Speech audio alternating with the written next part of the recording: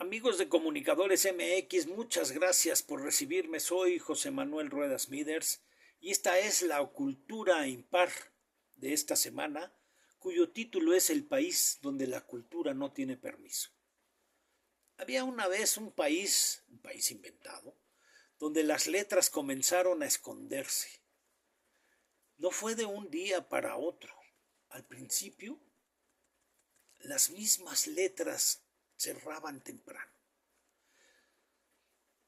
Luego, los bibliotecarios dejaron de prestar ciertos títulos por si acaso. Y después, muchos libros simplemente desaparecieron. Dicen que se fueron por miedo. En ese país, los gobernantes habían descubierto un secreto. Cuanto menos pensaran las personas, más obedecían. Así que cambiaron los salones de clase por pantallas que repetían frases simples y alentaban a desconfiar de los que sabían demasiado. Las letras, junto con las escuelas, dejaron de enseñar historia, porque el pasado podía provocar preguntas.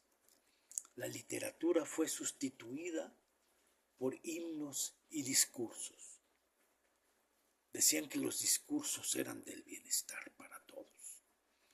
Los periódicos solo publicaban, algunos periódicos, otros se defendían. Publicaban solo lo que los voceros del palacio decían. Y los artistas que hablaban de lo que pasaba en las calles eran acusados de traición. Un día una niña preguntó por qué su madre ya no podía cantar las canciones que le enseñó su abuela. Porque esas no son las canciones del pueblo, le dijeron. Otra vez, su padre le prohibió leer un cuento que hablaba de un héroe que desobedecía al rey. Ese libro corrompe las mentes puras, ataca nuestro bienestar, sentenció un vecino, que ahora, por cierto, ese vecino trabajaba como inspector cultural. En ese país también comenzó a pasar algo extraño. Quienes menos sabían leer o escribir empezaron a conseguir los mejores puestos. Algunos decían que eso era justicia social, pero otros sospechaban que así era más fácil firmar sin preguntar lo que pasaba. La ignorancia, dijeron los sabios que aún susurraban en secreto, se volvió mérito de Estado. Y entonces llegaron los que no hablaban con discursos, sino con armas. Las calles se llenaron de camionetas sin placas y de hombres sin rostro, cubiertos. El poder empezó a convivir con ellos, primero en silencio, luego en acuerdos y finalmente como socios. Nadie sabía ya quién mandaba, si el presidente, el general o el jefe del cártel. Pero como todos decían lo mismo y usaban las mismas palabras, daba igual.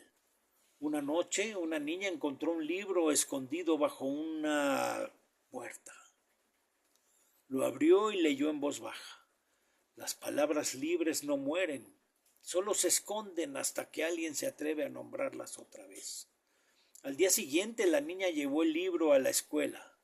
Nadie la denunció, nadie la felicitó. Solo hubo silencio.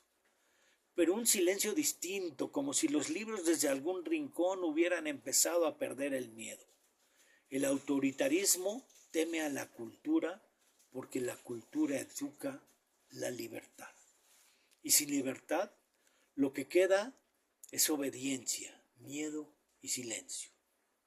Gracias por permitir que la cultura impar llegue a todos ustedes. Soy José Manuel Rueda. Muchas gracias, amigos de Comunicadores MX. Hasta la semana siguiente.